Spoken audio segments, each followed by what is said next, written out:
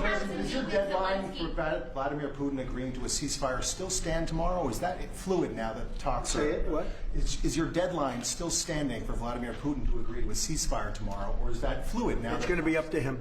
And do you, We're going to see what he has to say. It's going to be up to him. Very disappointed. Yeah. do you have Maviete, good morning. Mwadzuka bwanji konse kumene muli.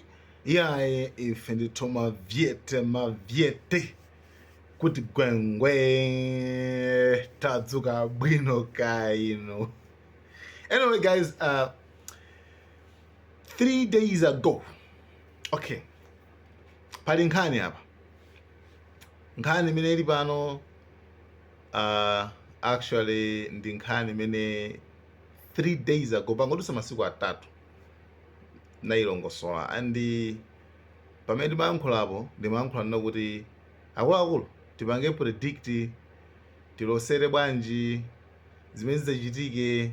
Nkhondoyi sikuti ingachitike chifukwapo definitely akabwera akambirana akhala kachipinda komata ansala yake tingopanga guess tingopanga predict tilosere it.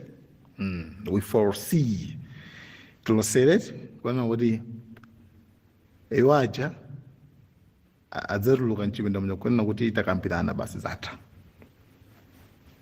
Definitely apo America ifuna kungoseva so face ina I guess ifuna chifukwa Russia sikuonesa kugonja manifests Russia sikuonesa kugonja America ingofuna kuti aponde ndi aluka ato lake ndi tangopirani basi khanyirize kango ndapita munja akakhangara kambira basi kana apa sitamvana bino bwino chimodzi ndi apa makuti kana kwa tisibwerera kana kwa kumarani ndikumabwerera chifukwa ineos I don't think kuti munthu amene mamupasa deadline ndi makambirana so before that mukambirana ziyani.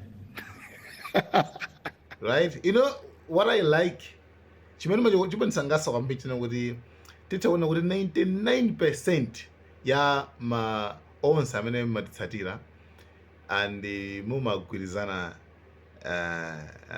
actually nafe ma update amene mapereka and you trust us kwambiri kwake fa suri timangokamba za mmutu koma pamakhala ma sources amene timatenga amene ali authentic eni wasati kuti munake kungoganiza kapena kungokuti yeah amakhala ma sources authentic eneni komanso tikaona then timazatenga so even tikamayikapo ndemanga pa nkhani zicha zimakhala so tuwike ndemanga malinganaso ndi nkhani yonso mmene ilili manifested so kuti imakhala kuti nkhani yoti tango zina zangati za film yayi koma imakhala ndendere exactly. Therefore 99% amene matitsatira guys, thank you so much, we love you, we appreciate komanso your support makamaka and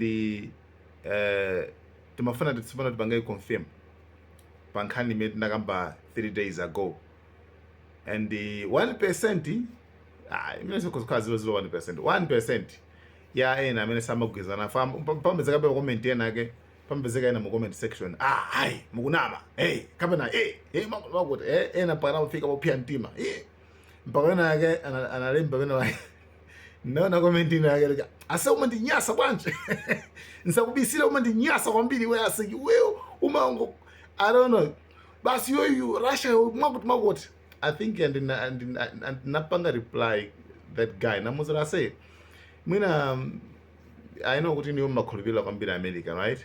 And ndechiti chose imene against America mumakhala kuti mulinacho like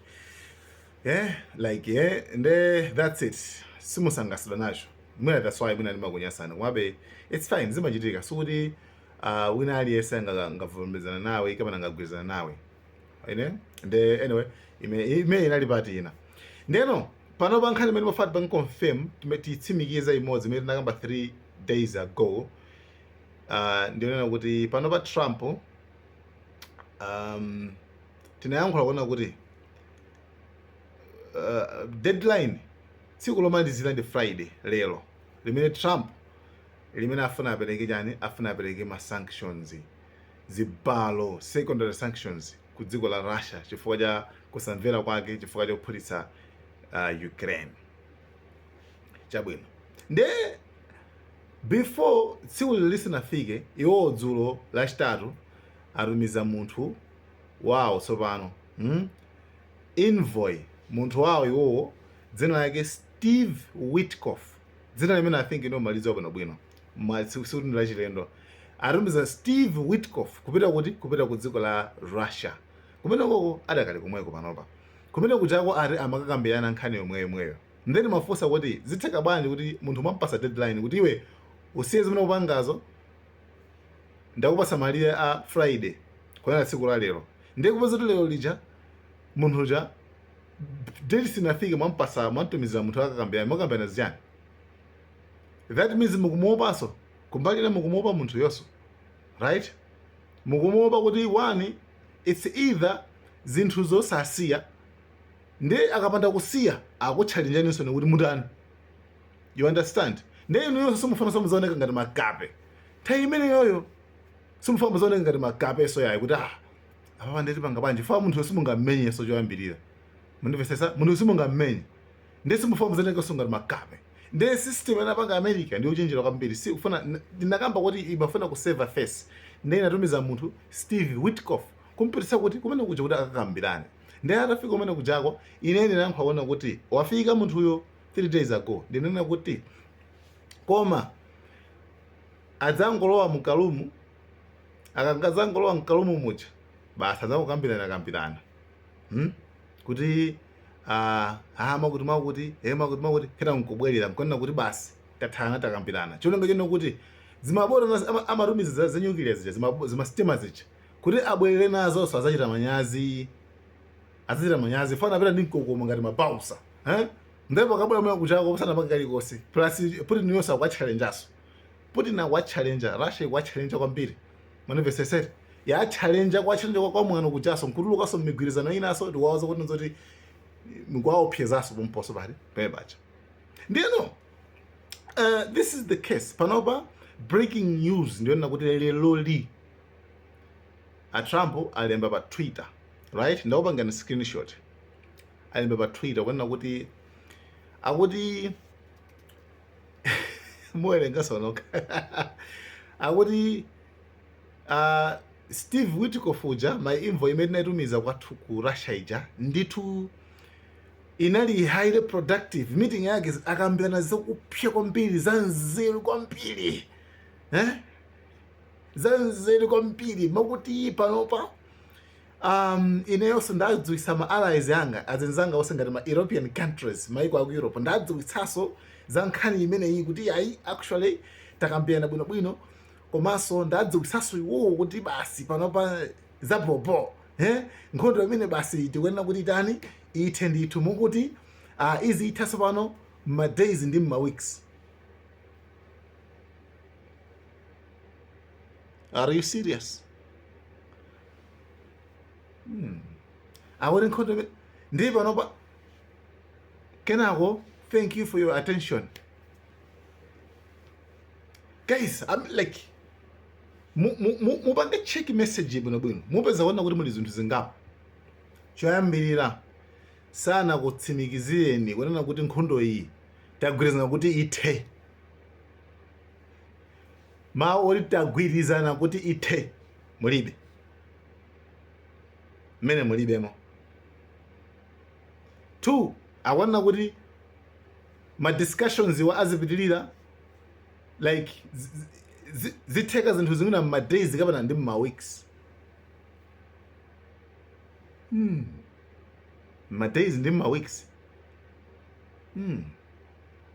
Okay, kusenza kuona kuti pano nkhaniyo ilekana be sinathe chimene magwirizana chani inuyo, chifukwa inuyo kugwirizana kumene mukuonera yayi tagwirizana nzimene mmapanga nthawi zonse, Putin napanga zomwe nthawi zonse, mukhala ndi foni yabwino hello usiku wake akuphulitsa, right?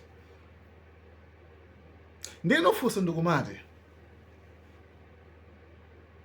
zinthu like I don't understand. Panopa nkhondo tigire ziti chifukwa kumabomba ndakuphalikabe anthu, innocent people are dying, which is bad. koma inuyo mukuti aya vatagwezana kuti mwagwezana chani ndiyeno zimene ndakamba mucha mmene ndakambira mucha exactly mwina mupitaso mukapanga ndinakamba kuti chani nanga zimene zachitika zimene ndi exactly ndendendetu exactly ndendende palibe sokusana sokune kuli koseso atuluka mu office mucha makuti afuna angosave face zimene timakamba kale baba America singati dzimule Russia. I know, hey, aiwe umapakira akulu. It's a reality. It's ndi chilungamo. It's the facts. Sanga boya nkuti dzimula Russia. Chifukwa yani? Chifukwa sewa ndi ma super power. Ngande mene. Russia simasekerera. Ndeno ngande mene I think in the Mubangaso review, it's not about command. It's facts, man. So facts don't care about your feelings. Chilongama sijimasama would you banje. I know you because of support America is fine. Komanga chilongama to Jimmy Josh.